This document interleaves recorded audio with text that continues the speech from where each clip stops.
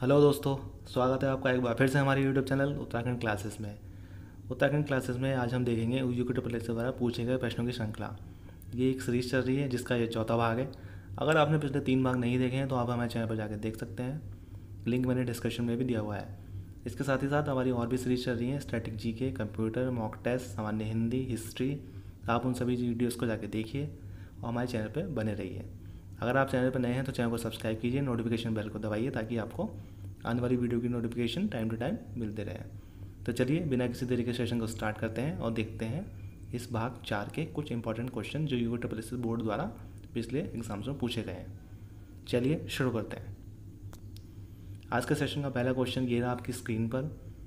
निम्न में से कौन उत्तराखंड की डोला पालकी आंदोलन से संबंधित है? आपके ऑप्शन है विजय जड़धारी, श्रीदेव सुमन, हरिप्रसाद टमता या फिर जैनन भारती। ये सारे के सारे क्वेश्चन पिछले एग्जाम्स में पूछे गए हैं, इसलिए यूट्यूब रिपीट कर सकता है, इसलिए आपको आंसर आने चाहिए। निम्न में से कौन उत्तराखंड के डोला पालकी आंदोलन से संबंधित है? आपको बताना है। आप भी मेरे साथ साथ आंसर गैस कीजिए और कमेंट करके बताइए कि आपने क्लास में कितना स्कोर किया था। तो इस क्वेश्चन का राइट आंसर बनेगा ऑप्शन डी, जैनन भारती।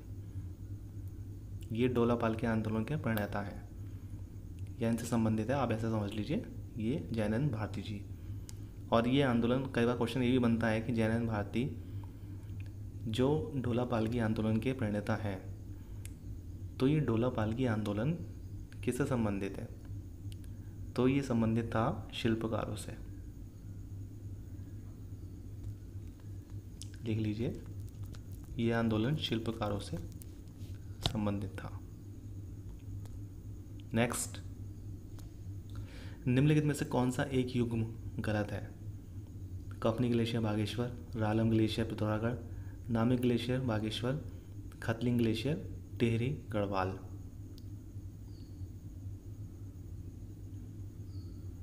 गेस कीजिए दोस्तों।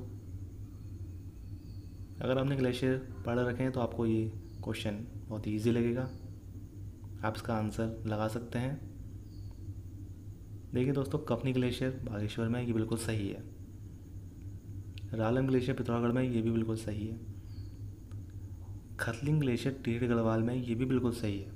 लेकिन यहाँ पर देखिए, नामिक ग्लेशियर ये बागेश्वर में ना होके ये स्थित है पिथौरागढ़ में, इसलिए यहाँ पर ये युग्म गलत है और आंसर आपका बनेगा ऑप्शन सी, नामिक ग्लेशियर बागेश्वर में, जो कि नहीं है।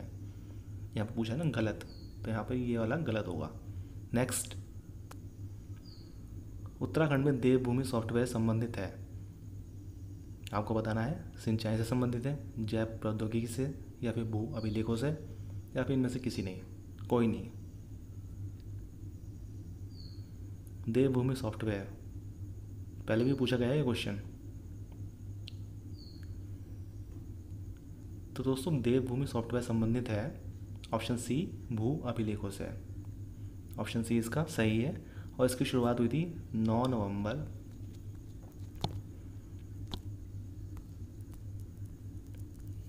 2006 को इसकी शुरुआत हुई थी इस सॉफ्टवेयर की।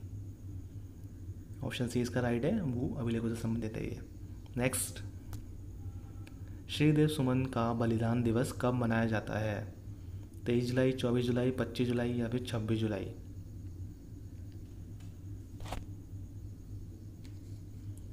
इंपॉर्टेंट क्वेश्चन है ये। श्रीदेव सुमन का बलिदान दिवस कब मनाया जाता है? और ये मनाया जाता है ऑप्शन सी, 25 जुलाई, प्रतिवर्ष 25 जुलाई को। और इनकी मृत्यु कब हुई थी? 25 जुलाई 1944 को। और इनका जन्म कब हुआ था? 1916 में इनका जन्म हुआ था। कहीं कहीं पे डेट दी है 12 मई और कहीं कहीं पे डेट दी है 25 मई। तो आपको अलग अलग बुक में अलग डेट देखने को मिलेगी, आप इसको ऑप्शन के हिसाब से करेंगे। 84 दिन के भूख हड़ताल के बाद, 84 दिन की भूख हड़ताल के बाद इनकी मृत्यु हो गई थी 25 जुलाई 1944 ईस्वी को। इसीलिए 1944 ईस्वी जो कि 25 जुलाई में इनकी मृत्यु हुई थी, 25 जुलाई को ही बलिदान दिवस मनाया जाता है। किसकी याद में? श्रीदेव सुमन जी की याद में। आगे चलते हैं। खुमरी पंचायत किस जनजाति से संबंधित है? जौनसारी, थारू, राजी या फिर भोटिया?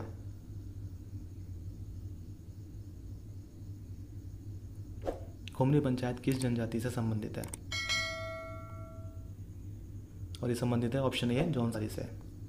नेक्स्ट, 1922 ईस्वी में बैरिस्टर मुकुंदी लाल ने तुर्की के युवा तुर्क आंदोलन से प्रभावित होकर किस मासिक समाचार पत्र का प्रकाशन किया था? पुरुषार्थ, गर्देश, विशाल कीर्ति या फिर तरुण कुमाऊं?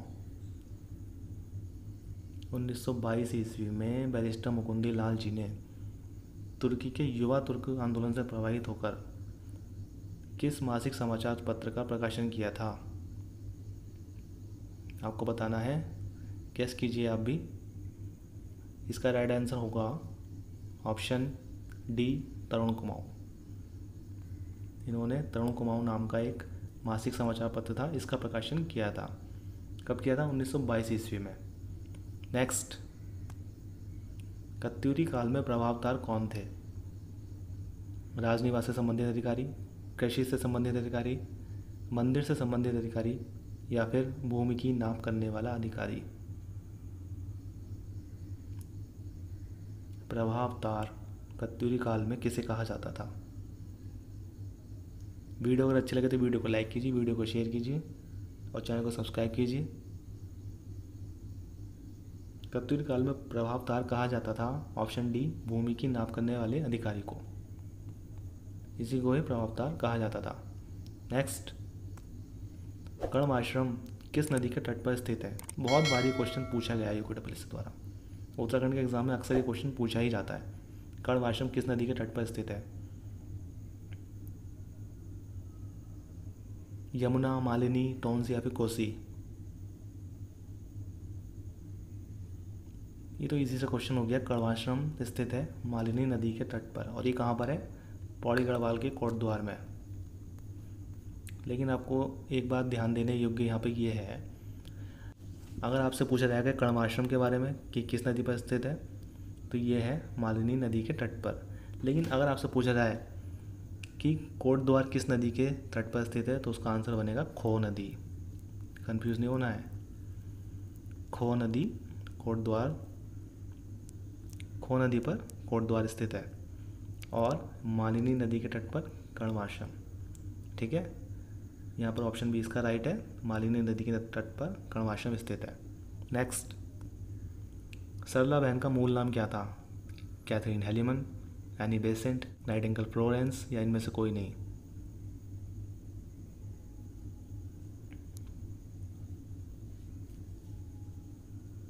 सरला बहन का मूल नाम क्या था? और इसका राइट आंसर होगा ऑप्शन ए, कैथरीन हेलीमन। थोड़ा सा इनके बारे में बात करते हैं। ये इंग्लैंड निवासी थी। महात्मा गांधी से प्रभावित होकर 1932 में, कब? 1932 में महात्मा गांधी से प्रभावित होकर ये गांधी जी से मिलने आई। उसके बाद 1941 ईस्वी में ये अल्मोड़ा पहुंची थी उत्तराखंड में। फिर उसके बाद 1946 ईस्वी में, 1941 में अल्मोड़ा आई, 1932 में मिलने गांधी जी से आई थी ये। उसके बाद 1948 में अल्मोड़ा, और उसके बाद 1946 को जब ये कौसानी में आई थी, तब इन्होंने लक्ष्मी आश्रम की स्थापना की थी। कौन सा आश्रम? लक्ष्मी।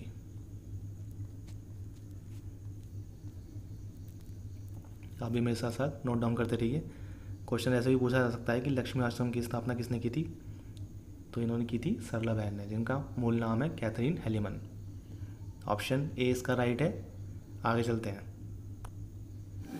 उत्तराखंड मंत्री परिषद में मुख्यमंत्री सहित अधिकतम कितने मंत्री हो सकते हैं? 10, 12, 14 या फिर 9? इंपॉर्टेंट क्वेश्चन है, ये पूछा गया है पिछले एग्जाम्स में। उत्तराखंड मंत्री परिषद में मुख्यमंत्री सहित अधिकतम कितने मंत्री हो सकते हैं? और इसका आंसर बनेगा यहाँ पे ऑप्शन बी, 12। निम्न में से किसने अंग्रेजों के विरोध में काली कुमाऊं क्षेत्र में क्रांतिवीर नामक संगठन बनाया? कालू मेरा, मालू मेरा, लालू मेरा या तालू मेरा? बहुत ईजी सा क्वेश्चन है, इसका आंसर तो आपको सभी को पता होगा। क्रांतिवीर संगठन नाम की बात हो रही है यहाँ पे, और ये बनाया था 1857 ईस्वी में, जब इन्होंने विद्रोह किया था। 1857 ईस्वी में जब इन्होंने विद्रोह किया था, तभी इनको उत्तराखंड का प्रथम स्वतंत्रता सेनानी कहा गया था? ऑप्शन ए इसका राइट है, कालू मेहरा। नेक्स्ट, उत्तराखंड में प्रयुक्त बोली समूह का चयन करें। कुमाऊनी, भोजपुरी, गढ़वाली, गढ़वाली अवधी कुमाऊनी, कुमाऊनी गढ़वाली जौनसारी, या फिर मारवाड़ी ब्रज बुंदेली। इसी सा क्वेश्चन है, आप सभी कर सकते हैं सबको। ये तो देखिए होगा नहीं, मारवाड़ी ब्रज बुंदेली का कोई सवाल ही नहीं उठता उत्तराखंड में। ऑप्शन सी इसका राइट है। बिना किसी देरी के आगे चलते हैं। कुमाऊनी, गढ़वाली, जौनसारी ये उत्तराखंड की प्रयुक्त बोली है। नेक्स्ट, कत्यूरी राजाओं की राजधानी कुमाऊं की कत्यूर घाटी से कहाँ स्थानांतरित हुई? जोशीमठ, चमोली, पिथौरागढ़ या फिर अल्मोड़ा।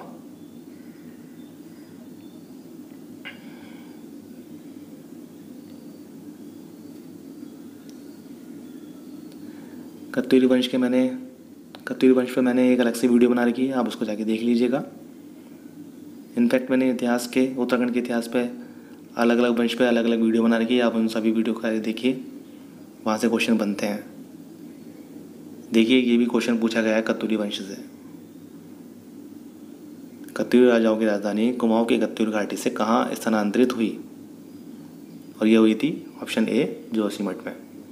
नेक्स्ट, ज्वालपा देवी का मंदिर किस जनपद में स्थित है? देहरादून, पौड़ी, टिहरी या फिर बागेश्वर।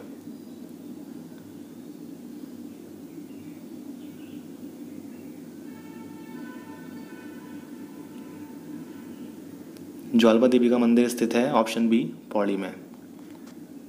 और कहाँ पर स्थित है ये? नयार नदी के किनारे पौड़ी में स्थित है। नयार नदी, किस नदी के किनारे? नयार नदी के किनारे। और इसकी स्थापना हुई थी 1892 ईस्वी में। Option B, Pauri. Next, Uttarakhand में हनोल मेला कहाँ पर लगता है? देवप्रयाग, उत्तरकाशी, चक्राता या फिर अल्मोड़ा। इजी सा क्वेश्चन है ये, लेकिन पूछा जाता है। हनोल मेला कहाँ पर लगता है? हनोल में लगता है ऑप्शन सी, चक्राता, देहरादून में। और ये किस देवता को समर्पित है? तो ये महासू देवता, ये इनको समर्पित है। चक्राता, देहरादून में। कई बार चक्राता ऑप्शन में नहीं होगा, देहरादून होगा, तो आपको देहरादून ही टिक करना है। हनोल मेला कहाँ लगता है? चक्राता, देहरादून में। तो दोस्तों ये थे यूकेटीपीएससी द्वारा पूछे गए प्रश्नों की श्रृंखला के कुछ इंपॉर्टेंट क्वेश्चन। इसका यह चौथा भाग था। इसके अलावा आप हमारी और भी सीरीज चल रही है, आप उनको फॉलो कीजिए। अगर आप हमारे चैनल पर नए हैं तो चैनल को सब्सक्राइब कीजिए, वीडियो को लाइक कीजिए। उम्मीद करता हूँ हमेशा की तरह आपको सेशन पसंद आया होगा। कमेंट करके बताइए और हमें मोटिवेट करते रहिए आपने कितना स्कोर किया। जल्दी मिलेंगे अगले सेशन में, अगले भाग में। तब तक के लिए धन्यवाद। Take care.